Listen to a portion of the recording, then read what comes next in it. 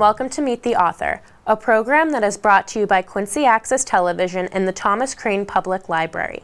During the show, we will highlight authors and their work. Copies of their books are available for checkout at the Thomas Crane Public Library. Also, the library hosts book clubs for all ages, and you can find out more information about them if you visit the library's website, thomascranelibrary.org. We are joined today by author Randy Ross, who's going to talk to us about the Tales of a Reluctant World Traveler. Randy, thanks so much for joining me today. I'm excited to have you here. Oh, Clayton, thanks for inviting me down. So you are a reluctant world traveler. Have you always been a world traveler? When did you start jetting around the world? I worked for a computer magazine for 15 years. I got laid off in 2007. Soon after, my girlfriend moved on. So I was a little depressed. I'm moping around the house. I'm moping around the local coffee shop. I go to the local bookstore, and I find myself in the travel section. And I start thumbing through, the rough guides and the Lonely Planets. And they've got these gorgeous pictures, and you can also start smelling the coconut suntan lotion and hearing the shrieking of birds. So I kind of fell under the spell of the books, and I went ahead and booked a trip, a 4-month solo trip around the world. Actually, there were a bunch of issues, because basically I had a miserable, rotten time for large portions of the trip. From the beginning, even? It was cursed from the start? Even before the trip. Oh, it does. I mean, starting with being dumped, it sounds like, is how you were kind of couching that. Yes. That's a rough way to start. It's a rough way to start, but that kind of propelled me to get out of Boston for a while. Yeah, okay. Doors closed, doors open. Yeah, well, in theory. Yeah. So some of the issues with the trip is I had not done much traveling before this. Okay. I was 48 years old. Most people do a trip like this, like in their 20s. Right, yeah. They graduate college and get a Eurail pass. Yeah, right, exactly. So I hadn't done much traveling. It was your time. You decided it was waited long enough. Yeah, it was kind of an impulsive decision. Okay. And a lot of the research I did after I bought all the tickets, don't ask me why. And I start looking around the internet, and I start finding all this stuff about all these ghastly diseases. Of course, right. Yeah, that's what the internet is great at. Yeah, fabulous. But I'd already booked all the tickets, so I went anyway. Okay. And most people, they go on an exotic trip and they come back and they're raving about the food and the accommodations and the sights and the local people.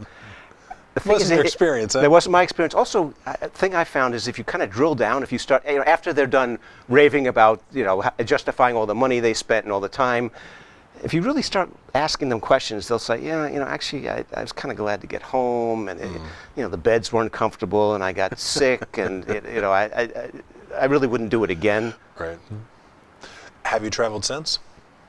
Yeah, actually, I haven't done a trip like this, and I would never do this again. No. So this is 4 months of solo travel. That's a long time. That's a long time, and I think you don't know if you're configured to do it until you actually do it. Yeah. So 2 weeks into the trip, I wanted to come home. 2 weeks. 2 weeks. Yeah, I was in Venezuela windsurfing. I was like, you know what? I'm ready to go home. That sounds rough. I don't know. Windsurfing in Venezuela sounds pretty as plum. Well, one of the issues was I went off season. Okay.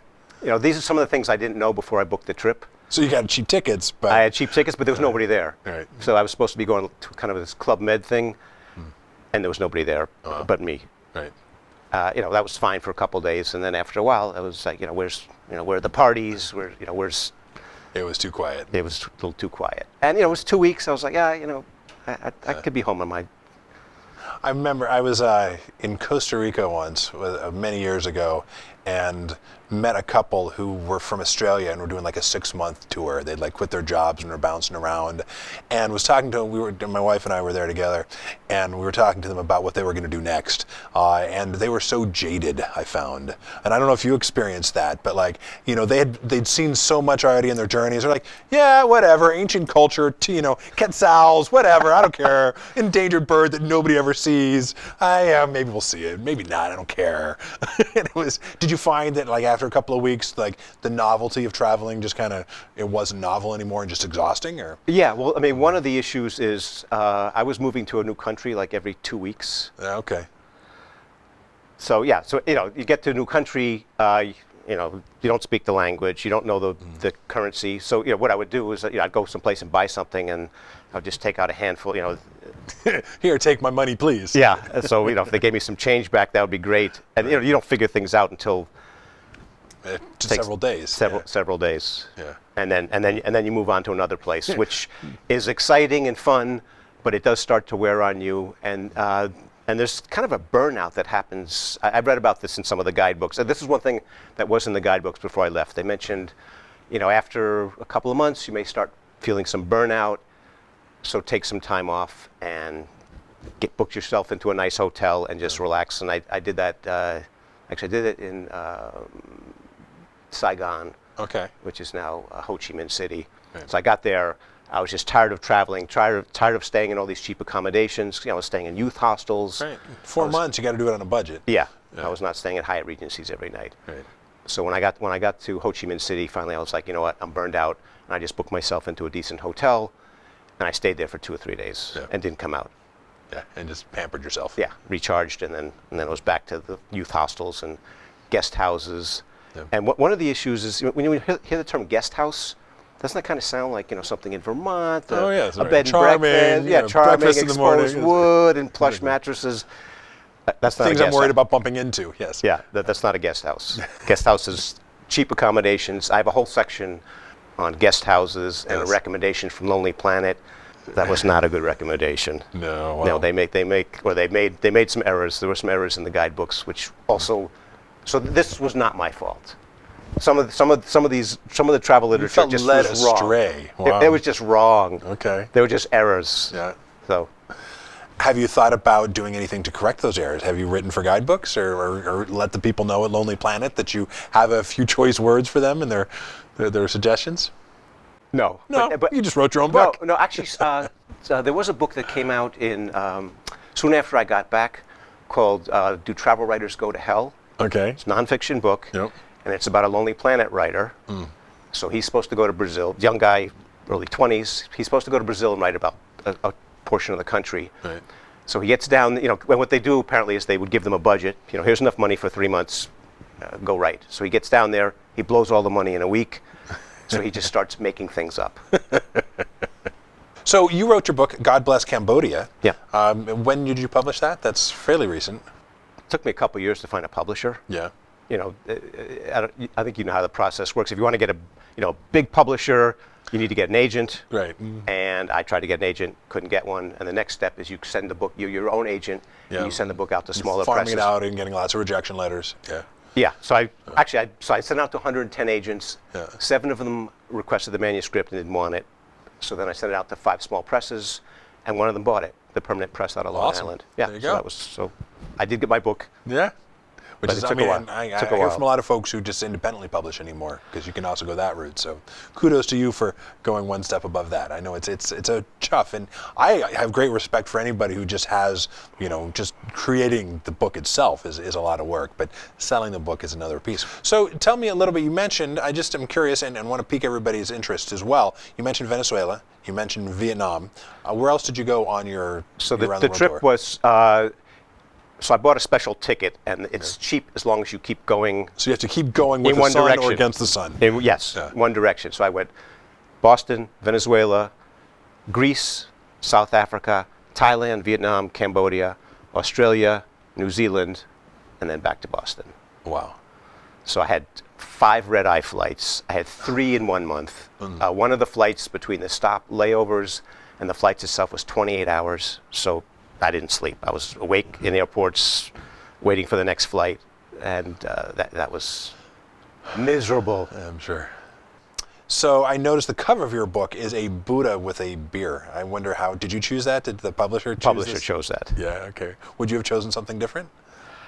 Yeah, well, my whole thing was, so the publisher, they normally publish like literary fiction. Okay. So I was like, that's a beer bottle. It's literary fiction. Shouldn't that be like a champagne glass or a wine flute or something? But they read the book. This was their take. So you're the beer class. Okay. Yeah, that's me. Yeah. Hopefully you weren't offended. I wasn't offended. I was just happy to get the book. Yes, good. Once people have thoroughly enjoyed your book, what should they read next? One of my favorites was The Sex Lives of Cannibals. Okay. It's Martin Troost. Okay, that sounds familiar. Similar story. The whiny, kvetchy guy goes to some exotic place and has a miserable, rotten time, and it's funny. It comes back and talks about it. Comes back and writes a book about it. Well, that's great. I know one of the things that you did was going bungee jumping. Yes. What inspired you to go and do that? I was kind of depressed. Yeah. So I was Well, like, clear your mind. yes. It definitely clears your Yes, mind. I was about 3/4 of the way through the trip. Oh. I was, no girlfriend, no job. I'm Why gonna not die. throw yourself off a bridge? Yeah, I'm gonna die alone. I might as well sooner the better. So actually, I went 3 times. Okay. I went Yeah. to South Africa, and then twice in New Zealand. Okay. Always off of bridges or platforms or? South Africa was a platform, Yeah. and that was 660 feet. So the top of the hub at the Pru, Okay. the bar. Yeah. That's the equivalent of going up there and then jumping out the window. The others were shorter. So New That's Zealand, they really were- high. Yeah, it was pretty high. Yeah. And I was petrified. Yeah. And what they did is, so they bind your feet up around Okay. this big rubber band, Yeah. and they walk you out to the end of the plank. Right. And then what they did with me is they put their hand under my chin to keep me from looking down, Oh yeah. because I was just like You were just shaking. terrified? Yeah. Yeah. And then they give you a little give you the final push. push. Yeah. I've went bungee jumping. I had a friend. Oh, you- oh, many years oh, you've ago. done it. Okay. I've done it before. Okay. I had a friend who was really into it. Said it would just clear his mind completely when he was, he couldn't think of anything else. So it was a great way if whatever's Yes. bothering you when you're flying through For towards 4 the seconds, ground, that's all you're thinking that's about. all. It has a lasting effect. I found the most terrifying part was the walk up to the platform where we did it, because you had to climb up to, and you knew that every step, just like, I've done that on other things, whenever you have to earn everything. It's like when I took a bus up to Maine before I was going to ride my bike all the way back from Bar Harbor to Boston. Like that bus ride is like kind of excruciating. I mean, there's some physical torment and coming back too, but Where did you do it? The I bungee did in jumping? Colorado. I was out in Golden, Colorado is where Okay. I was. Yeah. Where I did it, they didn't. I was wearing a harness, and it was like a chest and like a rock climbing harness. Okay. And they gave me options. They could either go face first Yes. and see it, or they said the most intense way was you could cross your arms And go lean back. backwards. They'd hold on, and you could close your eyes so you wouldn't know when they're going to drop you. So you're sitting there just waiting for that final release, and then you plummet through the sky. And that's how I chose to do it. It was. Ooh, Yeah, you're it was- braver than I am. it was fun. I enjoyed it, but I kind of have a twisted sense too. They had one in New Zealand where they would put a plastic bucket over your head. Jeez. Yeah. I didn't do that. Would you do it again? Have you thought about doing it again? I probably wouldn't do it again. Yeah. No, my brother was he's terrified of heights and doesn't like being in planes either. He had a friend who had a birthday party when they went skydiving, which Okay. I think there's some parallels. I mean, you're falling through space, but instead of having a cord, it's a parachute, obviously.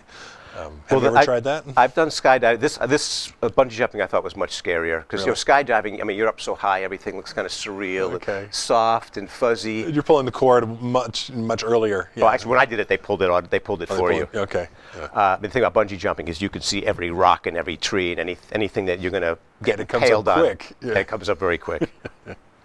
I'm talking today with Professor Stephanie Shoro, talking all about her book, her most recently published book, all about Inside the Combat Zone. Stephanie, thank you so much for joining me today. Thanks for having me here. I'm so glad to have you here. Congratulations on writing your book. I understand this is your 7th book. Yeah, it is. I've written a lot of books about Boston history. Like what I like to focus on is unusual history. For, not the revolutionaries, not the Puritans or the Pilgrims, but just the things, how people lived their lives and what was important to them, from things like drinking Boston to the mob. Did a mob guide, Harbor Islands, Coconut Grove Fire, and then the combat zone, which is, whether we like it or not, it's a big part of Boston's history. So for people who aren't familiar, maybe they just grew up after the combat zone, kind of saw its heyday. What was the combat zone? Well, the combat zone was essentially the red light district of Boston, but Yeah. it was more than a red light district. It was the adult entertainment area of Boston. It was right in the downtown, and that's a very important point because it wasn't tucked away in a back alley somewhere. It was right down from Filene's, right down from Jordan Right in Marsh. It was downtown Crossing. Right in downtown Crossing, right Yeah. a few blocks away. And what it was an area where you could see pornographic movies, go to a dirty bookstore, stock up on your pornography. Right. go Before to- everybody had it on their Before you phones had and it on your phones, before you had Amazon, before Yeah. you... and go to shows, which were strip clubs, exotic dancers, women taking off their clothes for the entertainment. And it was quite a lively area. It had its seedy side because it was an area for prostitution. It was an area that had a lot of crime, a lot of pickpockets, but it had this kind of body, I don't know if charm is the right word, but appeal. People would go there. As one guy told me, he says, everyone would go to the combat zone because you know if you went there, you would have a story that would last you a lifetime to be able to tell.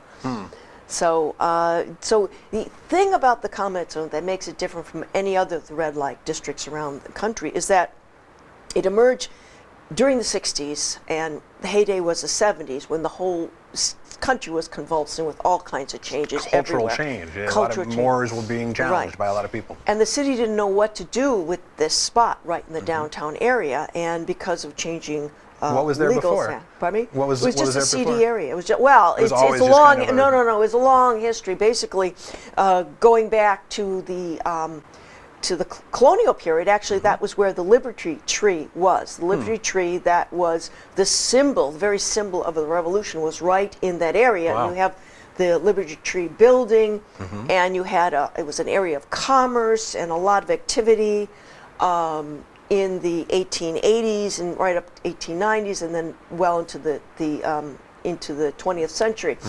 But what happened is that when Boston started to go downhill in terms of economics, which was in the 30s, mostly in the 40s and 50s. Okay. That area became very, very run down, and there wasn't a lot of development there. And then when Scully Square closed down, or was closed down, urban renewal, get rid of it, and the new government center put up. The Scully Square was the old vaudevillian sort of tawdry entertainment section of Boston. And when that disappeared, This is all before the theater district was anything. this was, no, there were a lot of theaters. See, that's what's Okay. interesting. That area had a lot of theaters. So it's like highbrow, lowbrow Highbrow, culture? lowbrow. The theater, that area was filled with theaters, but the problem was people quit going to the theater. So a lot of those theaters, during this down period, turned to other things like pornography, like X-rated movies, or just what they call grindhouse movies. Okay. And the theaters are now brightly lit in downtown Crossing. They were dead. They were like all dark. So what happened is, in this gap, the pornography industry, or the adult entertainment industry, moved in and took over these seedy bars, or a lot of bars there, and they turned them into strip joints. So what the city did is, we can't just close them down because of this little thing called the First Amendment. So they zoned for it. The idea was, if you could create a zone for adult entertainment, then you could keep it there. You could prevent it from spreading. Because God forbid it goes to Beacon Hill or Back Bay or South Boston. So Keep it on that side of the keep commons. it in right in that area. So in 1974, the city created the Adult Entertainment District in that area of Boston. And those zoning rules, by the way, are still in the books today. So it was a kind of, what was interesting about it was kind of a legally sanctioned red light district. Not that they permitted prostitution, but the adult entertainment, the idea was, we build this kind of neon cage that we keep it there. Now I know, I mean, this is obviously all about making money off of them. I mean, Yes. predominantly women performers, but I don't All think it was women all performers women at that all performers. women performers at that Yeah, time. this is yeah. before the bathhouses and everything else that came in later. I mean, there were a lot of transsexual performers, actually. Okay, yeah. So there were a lot, and there were a lot of gay men in that area, because the Combat Zone, for all its craziness, was an area where you were accepting of other kinds of sexual expression. It was, ironically enough, there were a number of gay sort of bars or hangouts in that area, and so it had a little bit of a freeing atmosphere. Which is from the original Liberty, I guess. in From some the ways, Liberty, that I mean, there's again, a course there. there's a kind of an irony in that. Yes, Yeah. there is. So I assume one of the other reasons that it had to be contained was to keep people from, I mean, there's obviously a business incentive to keep your competition from being able to move too far afield, to have a captive audience. Was that, Well, have I you don't know uncovered if some of that that? was. I don't think the people who ran these clubs establishments, thought yeah. that way. I mean, No? a lot of them were mobsters and tied in that's- with a lot of organized crime in that That's area. not surprising. And so they would have loved to expand elsewhere, because they would assume they would have some control over it. And yeah, some of the top mobsters of the day had their fingers in the Combat Zone. But I think the idea was that there's another dirty little secret about the Combat Zone. It was actually a tourist draw. So when you had people come here for conventions, officially they would go to the Constitution Museum Right. or Faneuil Hall, but unofficially the men would let their wives go shopping. I'm being sexist here, but they go shopping, and the men would hightail it down a few blocks to the have a girly couple of shows. drinks and have watch a couple them of and take drinks their and clothes go to the off. girly Yeah. shows, and go to the Okay. girly shows. But the place just produced all kinds of history, just amazing. Let me just tell one story, which Yeah, is please. right after, because it's apropos to what's happening politically now. But right after the zoning rule was passed, there was something called the Pilgrim Theater, which had been a legitimate theater for a long time. And then it became a movie house, and then an X-rated movie house, and then it became this burlesque. And the guy was trying to bring less burlesque. But right in '74, you might recall the name Wilbur Mills. Okay. Wilbur Mills was a powerful congressman from Arkansas, and probably one of the most powerful men in Congress at that time, head of the Ways and Means Committee. But then one evening, his car got pulled, which was sort of weaving, got pulled over in Washington, D.C., and a buxom young woman jumped out of the car into the tidal basin. And that woman was a stripper who operated under the name of the Argentine Firecracker, or Fanny Fox. And Wilbur Mills had some splaining to do. Was not a friend of his daughter, was it? No, I was a constituent. He said, "Oh, it's one of my constituents. I was just helping her out." Sure, buddy. Anyway, so it was a big scandal, but nonetheless, those were different times. Miller was reelected. Mills was reelected, no problem. And then Miss Fanny Fox was booked in the Pilgrim Theater in the Combat Zone under the name of the Tidal Basin Bombshell. Because notoriety has never hurt a stripper. So there she is doing her performance when she calls out to the audience and says, "I want to introduce you to someone. Mr. Mills, come on out." And Wilbur Mills, none too sober, stumbled out on stage, shook his protege's hand, and got his picture taken by a lot of people. And that was the end of his political career. That did him in. That did him in. And of course, today we'd elect him president, but Right, at that time, Fanny Fox was the Stormy Daniels of her day in that era. So, so there are a lot of stories like that that came out of the combat zone in the 70s. So your book kind of covers the history. It looks at all these different stories. Looks at the Does it history, look at yeah. the demise of the combat zone And too? yes, we look at the demise and the reasons for the demise, which are not necessarily what you think. I mean, the city went from trying to zone and trying to work with the different clubs to trying to shut everything down. There was some unfortunate disasters. There was a death of a Harvard football player there, which was with some friends who got murdered in the street. And the feeling was, this is too dangerous. We've got to get rid of this. So there were efforts by the city. But that, according to the people I talked to, wasn't the thing that really did in the combat zone. It was something that is now defunct itself, and that is the VCR. The VCR took out the need to go out to see a pornographic movie, and it brought fairly high quality, very hardcore pornography right into the family home. Send the kids to bed, mom and dad could go pop in a video and watch it.